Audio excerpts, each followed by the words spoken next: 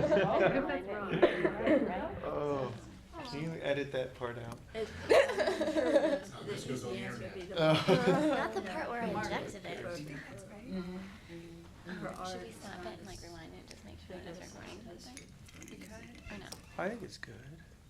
Check, Is it check, going? one. Yeah, it's all the little It's dials are recording. recording. Do the sign.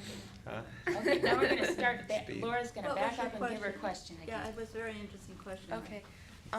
You mentioned last night in your lecture about one of your sisters who expressed interest in being a physician and was kind of steered away from that idea.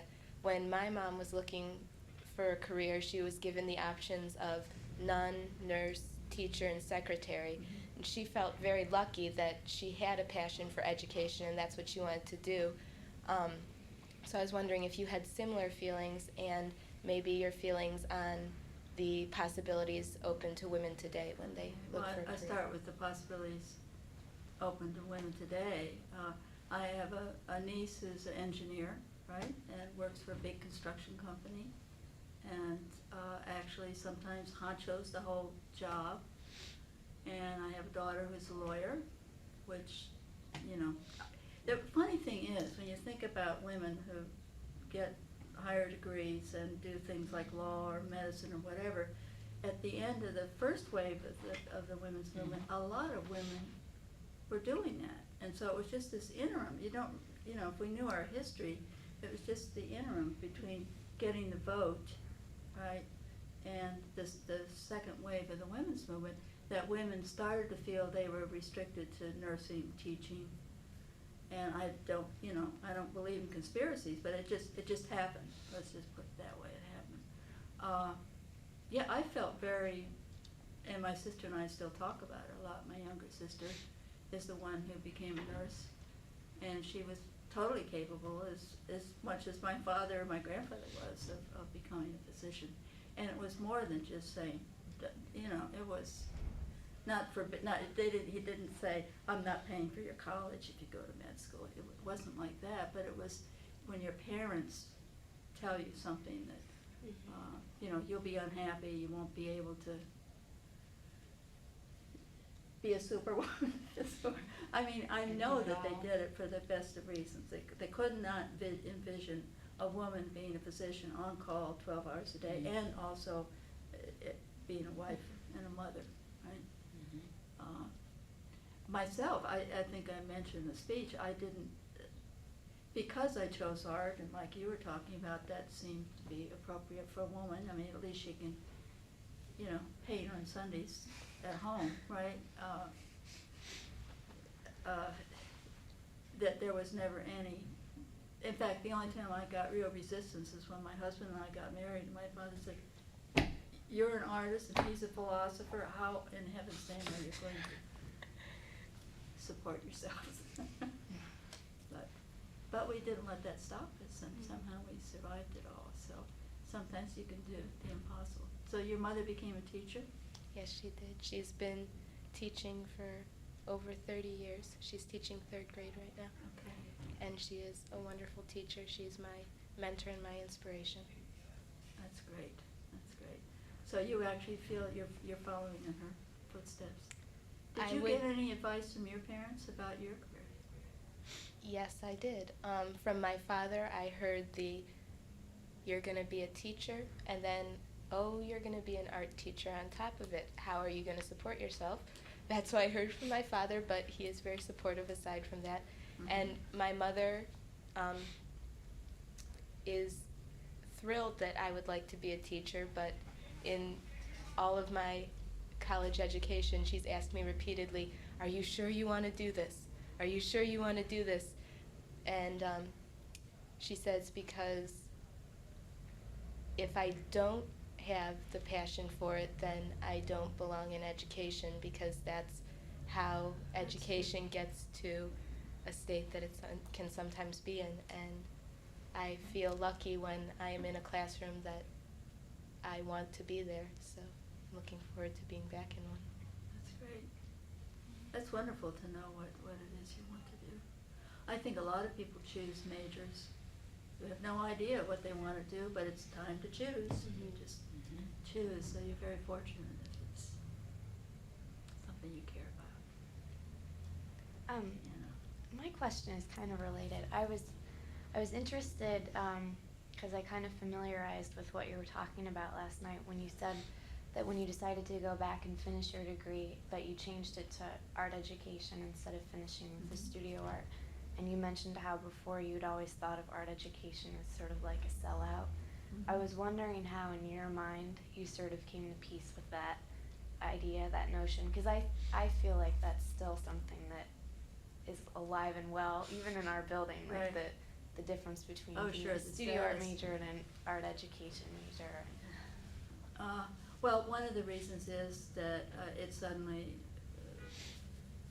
when I talked about everything sort of falling into place, it dawned on me immediately that the reason that I thought that art ed was a sellout was because teaching is a more feminine, especially at the lower levels, is a feminine identified activity. And that if it's been given low status, I wasn't going to put up with that, just, you know, because just to say anything that a woman does is automatically, or that a woman does well is automatically of lower cultural status is something I thought had to be challenged.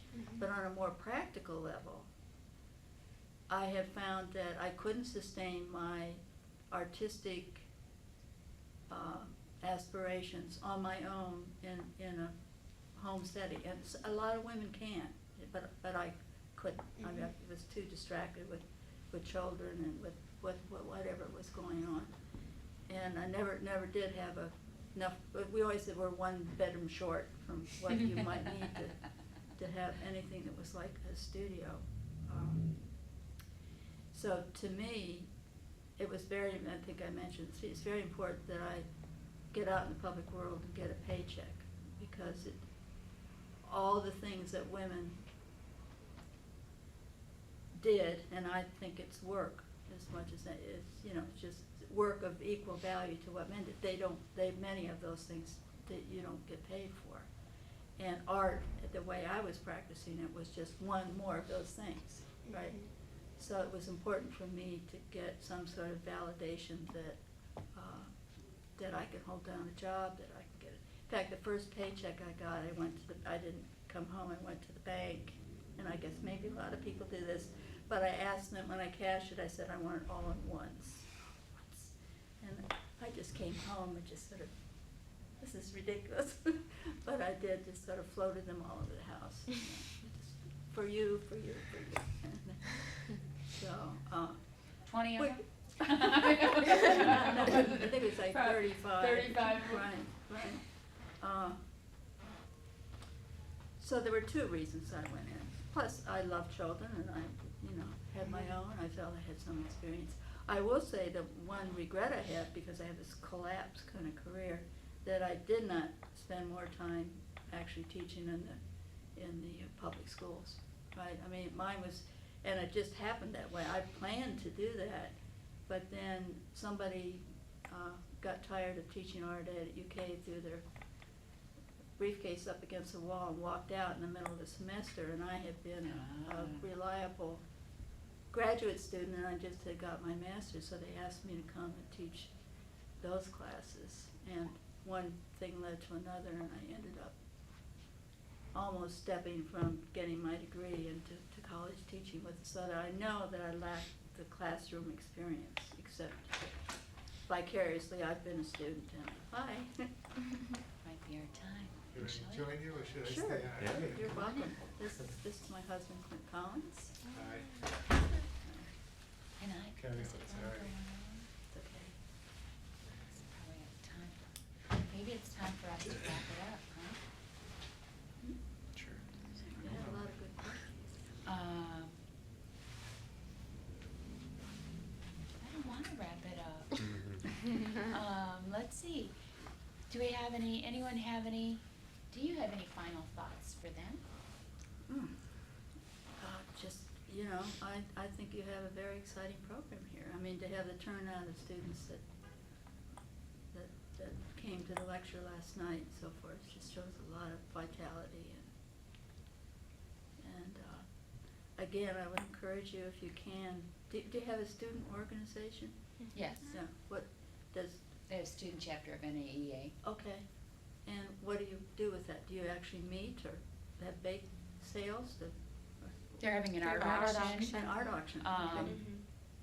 Right now, but they do everything from bake sales Yeah. to art auctions. They've sold things, printmaking, wrapping paper and selling that. I mean, they've done we've had people go, as many as 6 attend a national conference before. Okay. Denver Oh. just seems, I guess, a little A little too overwhelming to far. some of them, and maybe the price of that, but, I think we took 6 to Chicago. Mhm.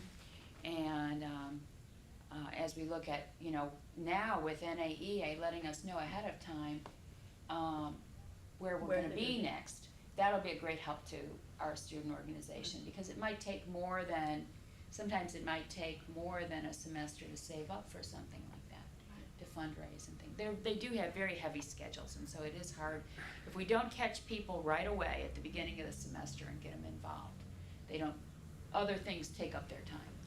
What we Right. usually did is raise money for the Ohio To go to Art Ed OAEA. Conference, and then Mhm. we actually had 5 of our students in NAEA present at the Ohio Conference last That's great. fall, which is Mhm. great.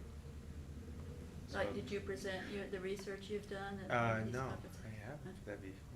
Yeah. Maybe once I get a job here. in Ohio. Well, sometimes the way you get a job is to go to a conference and present, Yeah.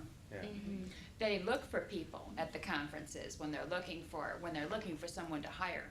They go to the conference and go to the presentations and They look used you to- over. Yeah, they If used they're to- looking at the university level, they do the same thing. They follow you around sometimes they follow you for a year or 2 of conferences and to see if they wanna ask you to apply, don't they? Mhm. They used to call conferences meat markets, because you go there and they can look you over for jobs, right?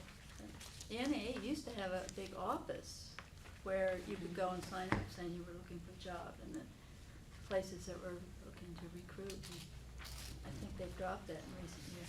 But they interview But, yeah. they'll be interviewing, Coonstown will be interviewing, there's, I think, 2 positions at Coonstown, Pennsylvania. And I'm sure they'll interview at NAEA, there's always someone interviewing somebody over there. Right. So don't hesitate, if you've done some research and you wanna share it, find a way to do it. It's getting, that process of, they're accepting proposals even now.